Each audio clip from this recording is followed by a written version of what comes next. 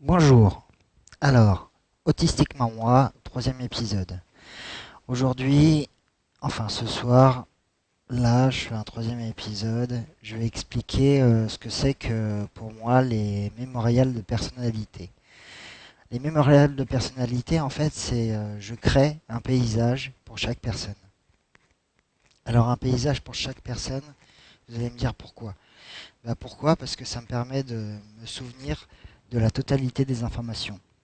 Par exemple, sa date de naissance. Par exemple,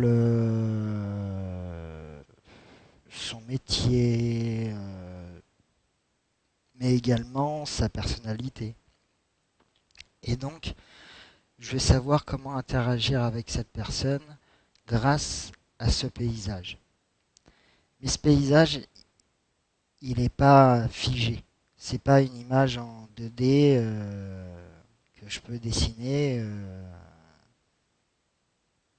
et faire un croquis. Alors, ça m'arrive de faire un dessin et de dessiner une parcelle de, de, ce, de ce mémorial de personnalité de la personne et de représenter un petit peu quel caractère a cette personne, etc. Parce qu'en réalité, comme je ne peux pas me fier à mes sens comme neurotypiques, comme les neurotypiques, je suis obligé de me fier à d'autres sens, à d'autres sensations que j'ai. Et c'est grâce à ces paysages que j'arrive à interagir avec les autres personnes en fait. Et si par exemple ce paysage est bleu avec un fond jaune, avec une structure bien détaillée, pour moi ça va signifier que cette personne est droite, a beaucoup de détails, a une richesse intérieure qui a beaucoup d'importance. C'est très important pour moi de signifier. Mais ça peut être un paysage, par exemple, un paysage avec plein de fleurs, un paysage avec plein d'arbres, un paysage avec et des, a- ça peut être des arbres à gauche et une structure à droite, un building. Ça peut être n'importe quoi, mais des paysages qui me rappellent et qui me donnent des informations sur la personne.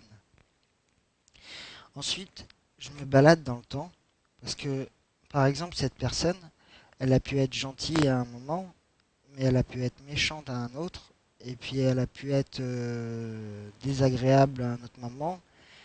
Mais et tout ce paysage a aussi une texture, c'est-à-dire que je vais me balader dans ce paysage et d'un seul coup, je vais voir que au fond, il y a une sorte de cube avec une pyramide par-dessus et avec une texture veloutée, rouge. Alors le rouge pour moi, ça représente un petit peu la, la vigueur, la, la chaleur, quelque chose de vivant. Alors que le bleu va me paraître être une couleur, le bleu, la couleur de l'autisme. Le bleu est une couleur pour moi gentille. Et plus la couleur va être pâle, et plus la sensation va être de la douceur en fait. Voilà. Et tous ces paysages, je me souviens de chaque paysage pour chaque personne. Ça me fait énormément d'informations à me souvenir. Et je me rappelle maintenant quand j'ai fait Sésame Autisme, la conférence, la colloque, j'avais 320 personnes, enfin je crois 320 personnes devant moi. Et c'était horrible parce que j'avais l'impression de voir plein de paysages différents. Et j'étais complètement tétanisé. J'étais pas capable de discuter, je ne savais pas à qui je devais parler. Donc un moment j'étais froid, un moment j'étais distant, un moment j'étais rude, ensuite je donnais les informations rapidement et finalement je me suis planté à cette conférence. Mais enfin, je me suis planté. Apparemment, les gens ont aimé, mais moi, j'ai considéré que je m'étais planté. Mais voilà, c'est très difficile. C'est un exercice, la conférence, c'est un exercice que j'adore.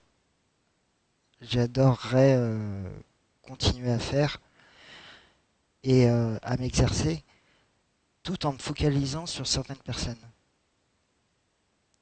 La personne qui me permettra de transmettre le bon message, le message percutant et qui percutera le maximum de personnes.